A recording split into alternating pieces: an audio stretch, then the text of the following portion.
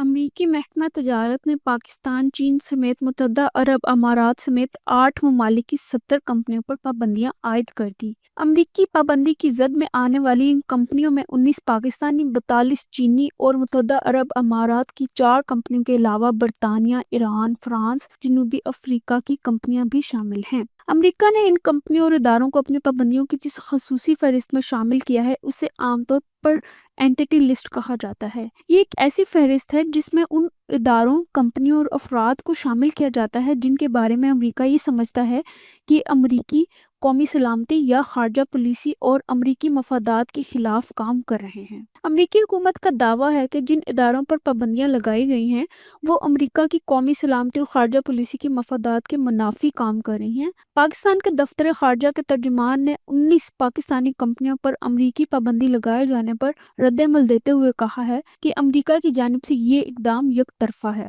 ترجمان دفتر خارجہ نے مزید کہا، یہ پابندیاں بنا ثبوت کے لگائی گئی ہیں۔ یاد رہے کہ ایسا پہلی بار نہیں ہوا کہ امریکہ نے پاکستان سمیت دیگر ممالک کی کمپنیوں کو قومی سلامتی کے لیے خطرہ قرار دیتے ہوئے ان پر پابندیاں عائد کی ہوں۔ اپریل 2024 میں بھی امریکہ نے چین کی 3 اور بیلاروس کی ایک کمپنی پر پاکستان کے میزائل پروگرام کی تیاری اور تعاون کرنے کے الزام میں پابندیاں عائد کرنے کا اعلان کیا تھا۔ اس سے قبل دسمبر 2021 میں بھی امریکی انتظامیہ نے پاکستان کے جوہری اور میزائل پروگرام میں مبینہ طور پر مدد فراہم کرنے کے الزام میں 13 پاکستانی کمپنیوں پر پابندی لگائی تھی، جبکہ 2018 میں بھی امریکہ نے پاکستان کی 7 ایسی انجینئرنگ کمپنیوں کو سخت نگرانی کی فہرست میں شامل کیا تھا جو امریکہ کے بقول مبینہ طور پر جوہری آلات کی تجارت میں ملوث ہیں اور اس کی قومی سلامتی اور خارجہ پالیسی کے مفادات کے لیے خطرہ ہو سکتی ہیں۔ امریکہ نے پاکستانی کمپنیوں پر پابندی کیوں عائد کی؟ امریکی محکمہ تجارت کے bureau of industries and security کی رپورٹ کے مطابق ان کمپنیوں کو اس فہرست میں شامل کرنے کی بنیادی وجہ یہ ہے کہ وہ پاکستان کی جوہری اور بیلسٹک میزائل پروگرام میں معاونت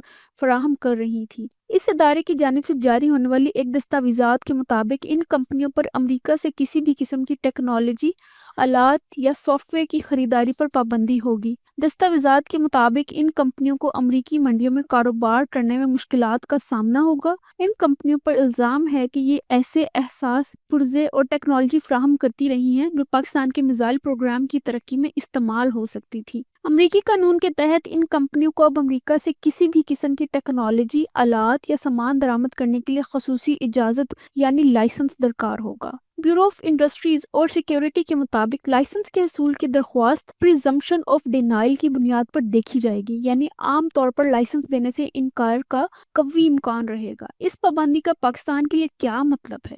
تجزیہ کاروں کے مطابق یہ پابندیاں ان کمپنیوں کی عالمی کاروباری صلاحیتوں کو محدود کریں گی اور ان کے لیے جدید امریکی ٹیکنالوجی اور سامان کا حصول انتہائی مشکل بنا دیں گی۔ اینٹی لسٹ میں شامل ہونے کے بعد یہ کمپنیاں امریکی ساختہ کسی بھی پرزے، سافٹ ویئر یا مشینری کی خریداری نہیں کر سکیں گی، اور اگر کوئی غیر ملکی کمپنی امریکی ساختہ اجزاء یا ٹیکنالوجی کے ساتھ ان کمپنیوں کو سامان فروخت کرے گی تو اسے بھی امریکی قوانین کی خلاف ورزی کا سامنا کرنا پڑ سکتا ہے۔